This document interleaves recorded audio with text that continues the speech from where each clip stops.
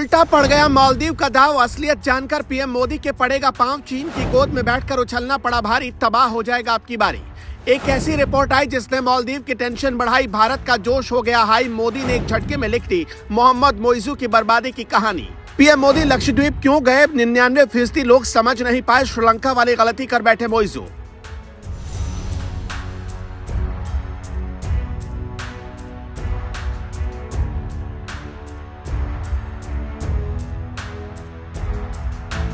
बस चंद महीने का इंतजार करिए। मालदीव की हालत श्रीलंका से भी बदतर होने वाली है।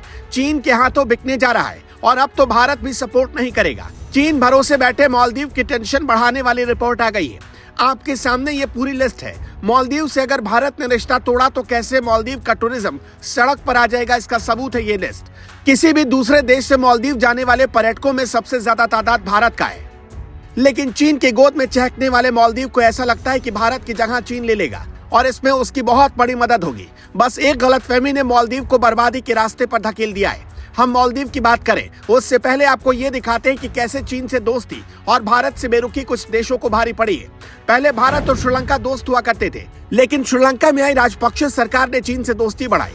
चीन ने पहले दोस्ती बढ़ाई और फिर श्रीलंका को कर्ज के जाल में फंसाकर उसका हम्बनटोटा बंदरगाह उसी से छीन लिया। श्रीलंका की अर्थव्यवस्था चौपट हो गई और पूरा मुल्क बर्बाद हो गया।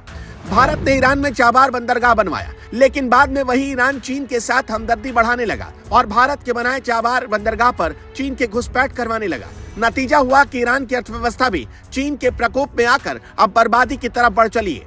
ये दो इस वक्त के परफेक्ट उदाहरण हैं और मालदीव इसी रास्ते पर चल पड़ा है। मालदीव पर चीन का 1 खरब रुपए से ज्यादा यानी 1.3 बिलियन US डॉलर के करीब बकाया है।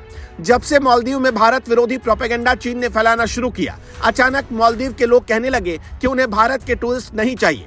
अगर मालदीव में भारत के टूरिस्ट नहीं गए तो क्या होगा, जरा उसे भी देख लीजिए। मालदीव के कुल GDP में टूरिज्म का योगदान 30% के करीब है और इस 30% में अकेले भारत का योगदान करीब 12% है, जबकि चीन से आने वाले टूरिस्ट का योगदान सिर्फ 10% है। मालदीव के कुल GDP करीब 2.5 खरब है यानी 3.2 बिलियन US डॉलर।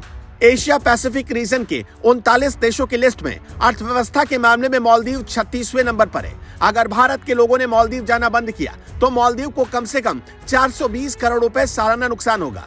2020 में जब कोविड का दौर था तभी भारत के लोग मालदीव घूमने गए, लेकिन जिस चीन के भरोसे मालदीव बैठा हुआ है, क्या वो भारत की जगह ले सकता है? अब जरा इसे भी देखते हैं। दरअसल मालदीव में चीनी टूरिस्ट की संख्या बीते 4 सालों में बढ़ी है। चीन के टूरिस्ट संख्या के हिसाब से देखा जाए तो 2022 की लिस्ट में 27वें नंबर पर थे।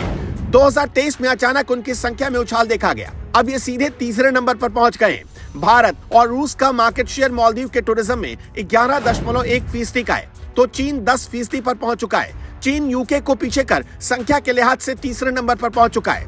हालांकि इसके पीछे एक और वजह भी हो सकती है। कोविड के बाद से फ्रांस, यूके जैसे यूरोपीय देशों की इकोनॉमी हिल गई, इसलिए टूरिस्ट की संख्या में गिरावट आई, जबकि चीन मालदीव का पड़ोसी है, इसलिए ये संख्या बढ़ गई। लेकिन जैसे ही पीएम मोदी लक्षद्वीप पहुंचे, वैसे ही मालदीव में भारत के एम्बेसडर और दूसरे अधिकारी, साथ ही दुनिया के देशों में बैठे भारत के डिप्लोमेट्स ने उस तस्वीर को ग्लोबली रीट्वीट किया और शेयर किया, जिससे दुनिया को भी पता चल गया कि भारत में भी एक मालदीव है। यानी पीएम मोदी की चाल काम कर गई और जैसे ही ये बात मालदीव को पता चली, तभी से मालदीव के होश उड़े हुए हैं।